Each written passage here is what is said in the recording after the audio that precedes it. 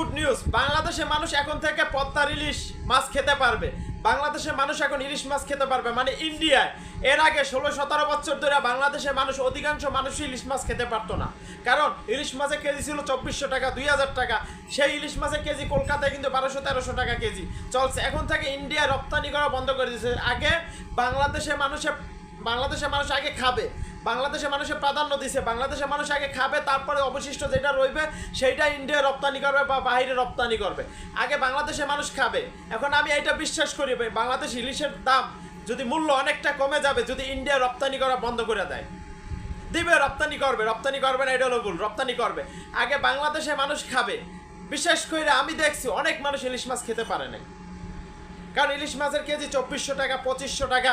বাংলাদেশ ইলিশ মাছ কিন্তু ধরে, বাংলাদেশ ইলিশ মাছের অভাব নাই। পদ্মার ইলিশ, সুস্বাদু ইলিশ, এটা সবাই জানে। কলকাতার বাঙালিরা, কলকাতা মানে ইন্ডিয়ারা, মানে পদ্মার ইলিশ খাইতে খুব ভালোবাসে তারা। এখন থেকে তারা আর পদ্মা ইলিশ পাবে না, রপ্তানি করা বন্ধ করে দিয়েছে। আগে বাংলাদেশের মানুষ খাওয়ার পর অবশিষ্ট যেটা রইব সেইটা কলকাতায় বা বাইরের রাষ্ট্রে রপ্তানি করবে বাংলাদেশ।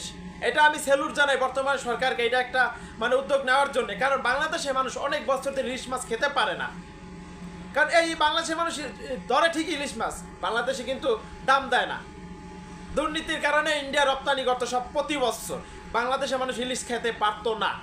এখন থেকে বাংলাদেশের মানুষ ইলিশ খেতে পারবে, কিন্তু কলকাতায় রপ্তানি করবে না, ইন্ডিয়া রপ্তানি করবে না। আগে বাংলাদেশে খাওয়ার পরে যেটা অবশিষ্ট মানে রইব ওইটারে নিয়ে কলকাতায় বা যে কোনো বাইরের রাষ্ট্রে রপ্তানি করবে।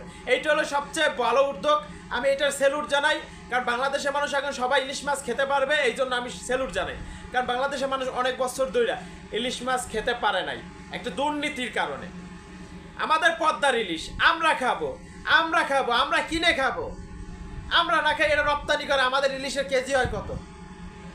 2200 টাকা কেন হবে? বাংলাদেশে যেহেতু ইলিশ মাছ ধরে, পদ্মার ইলিশ, সুস্বাদু ইলিশ, যেহেতু বাংলাদেশে ইলিশ মাছ ধরে, তা কেন ইন্ডিয়া রপ্তানি করে বাংলাদেশে 2200-2300 টাকা, 2500 টাকা কেজি হবে? এটা দুর্নীতি ছিল এত বছর। যাকে এখন নতুন সরকার আসছে, এই সরকারে এখন তারা সিদ্ধান্ত নিছে আগে বাংলাদেশের মানুষে ইলিশ মাছ খাবে, তারপর অবশিষ্ট যেটা রইবে সেটা রপ্তানি করবে, সেটা বাহিরের রাষ্ট্রে মানে বিক্রি করবে। এইটার জন্য আমি স্যালুট জানাই। এখন সবাই ইলিশ মাছ খেতে পারবে। এখন ইলিশ মাছের দামটা কমানো হোক, যেহেতু আমরা খেতে পারি, সবাই খেতে পারে, গরিব দুঃখী মানুষ যা আছে সবাই যেন ইলিশ মাছটা খেতে পারে। কারণ ইলিশ মাছ মানে এক অন্যরকমের একটা ফিলিংস। ইলিশ মাছ মানে পদ্মা নদীর ইলিশ। আপনারা তো জানেন কলকাতারা মানে ইন্ডিয়ার লোকেরা বাংলাদেশ ইলিশ মাছ পছন্দ করে কি কারণে? কারণ পদ্মার ইলিশ মানে সুস্বাদু।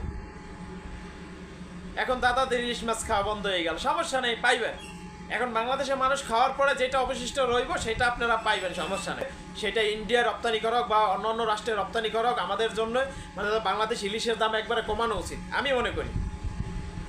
অন্য মাছের মতন ইলিশের মাছ একটু দাম বেশি থাকবে, এটা স্বাভাবিক, কিন্তু একটু কমানো উচিত।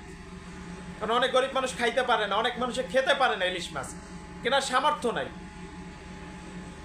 কারণ 2200-2300 টাকায় ইলিশ মাছ কিনবে, ওইটা খাওয়ার চেয়ে 1 কেজি তেলাপিয়া কিনবে আরও 500 টাকা দিয়ে, আরও 1 সপ্তাহ 15 দিনে বাজার করে খাইবে।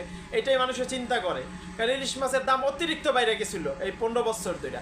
যাকে এখন মুক্ত হয়েছে আমাদের বাংলাদেশ, মুক্ত হয়েছে ইলিশ, আমরা ইলিশ মুক্ত হিসাবে খাবো, কম দাম ইলিশ খাবো, এটা আমরা আশাবাদী।